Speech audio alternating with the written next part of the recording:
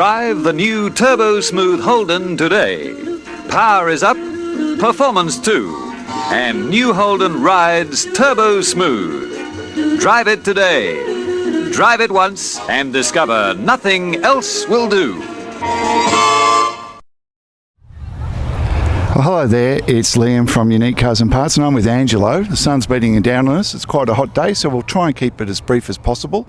But this particular HR caught my eye, and I believe it won one of 3 awards that Shannon's gave out to Survivor HRs. Is that correct? It certainly did. Yeah, I was totally surprised. I wasn't expecting that, but yeah.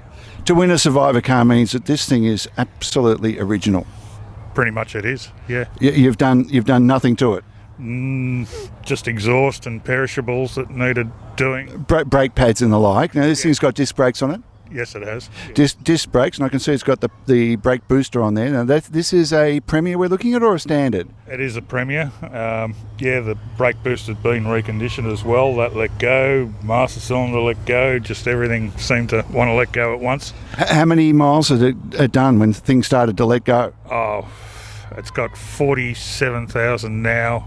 I think it was more like about 43 at the time. I've only put about 10,000 kilometres on it in 8 years. 10,000 kilometres in 8 years? Miles, sorry. 10,000 miles. And a lot of that would be going to car shows and the like? Yeah, most of the shows. I have taken it to Bright a few times, Bright Rod Run, Adelaide.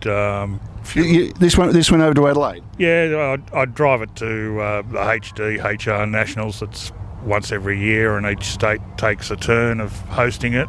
You wouldn't want to be travelling in an Australian summer in shorts, because I remember as a kid, your legs getting stuck on the old vinyl. Yeah, that happened to me down at Geelong a couple of weeks ago, yes. I nearly jumped out of the seat. You sort of got to peel your skin off after you've been sitting on it for a few minutes, don't you? Correct. Yes.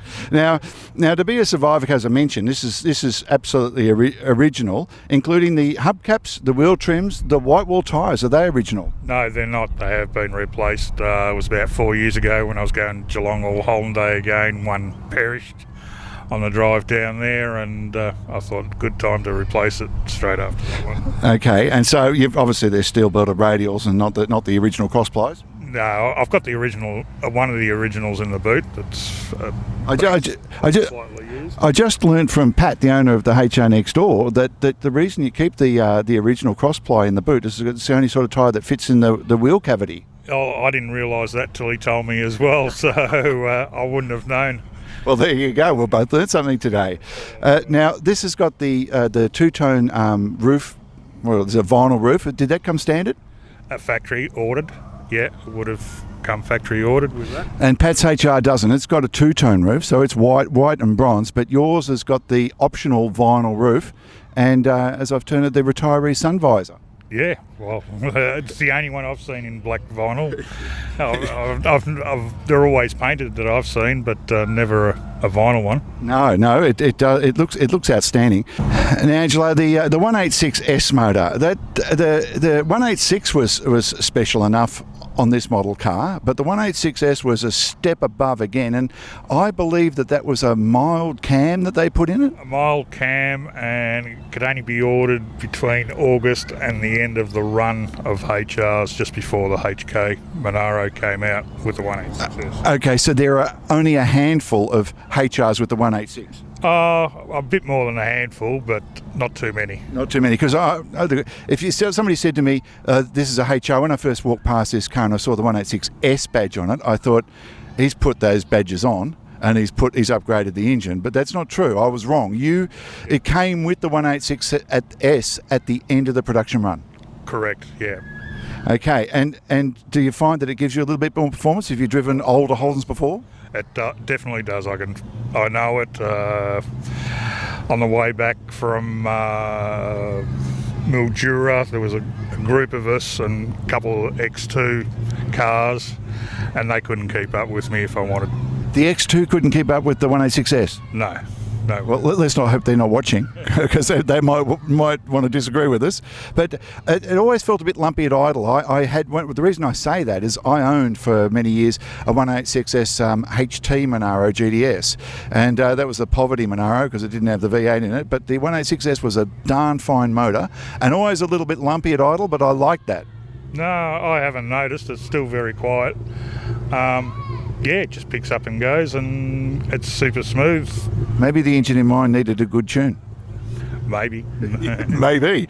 So we're at the side of Angelo's HR now, and again, it's I like the back. It's got the 186S badge work on the front, and it looks sensational. Again, to me, it's a bit of a standout because you just don't expect to see an original HR, one that's won the Shannon's one of the top 3 original unmolested cars awards, and here it is sporting a 186S motor in it. Angelo, you said you've owned this for about 4 years? 8 years. 8 years. Yeah. And so how many owners has it been through?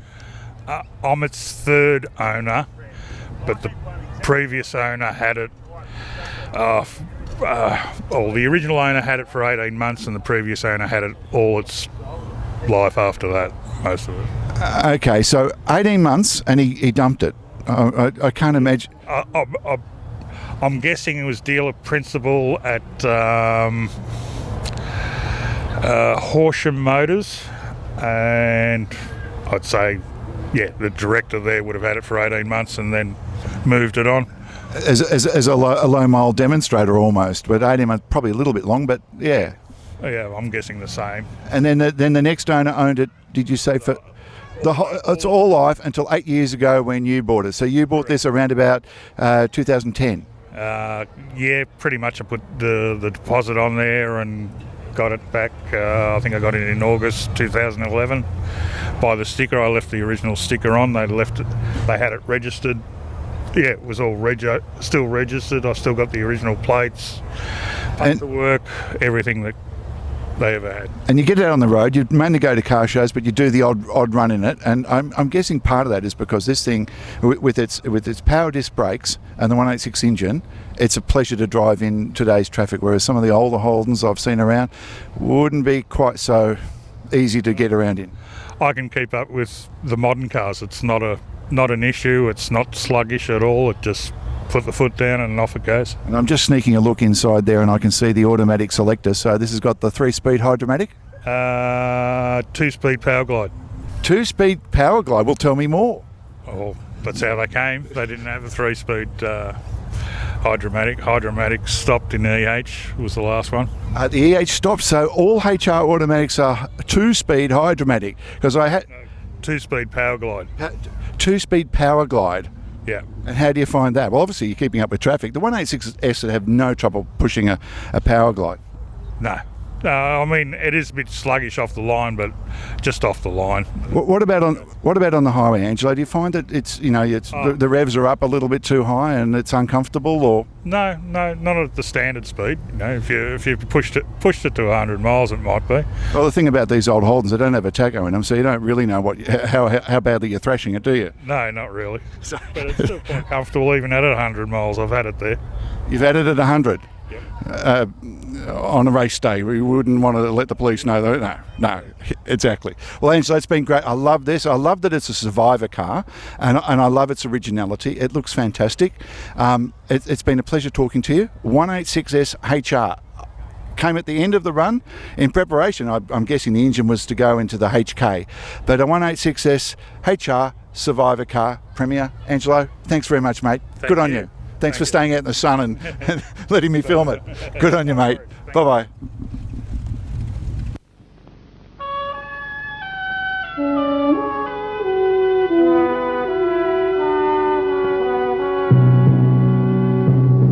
Yes, we have our ghost towns, places where the gold ran out and the people with it.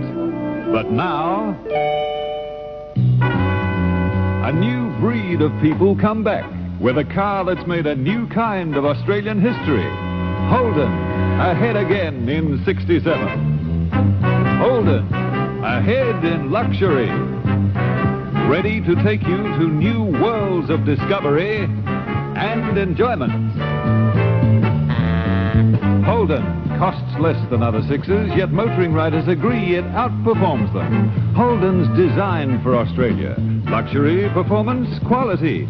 Look at it anyway. Holden has it for less. See your Holden dealer. He'll save you a bag of gold.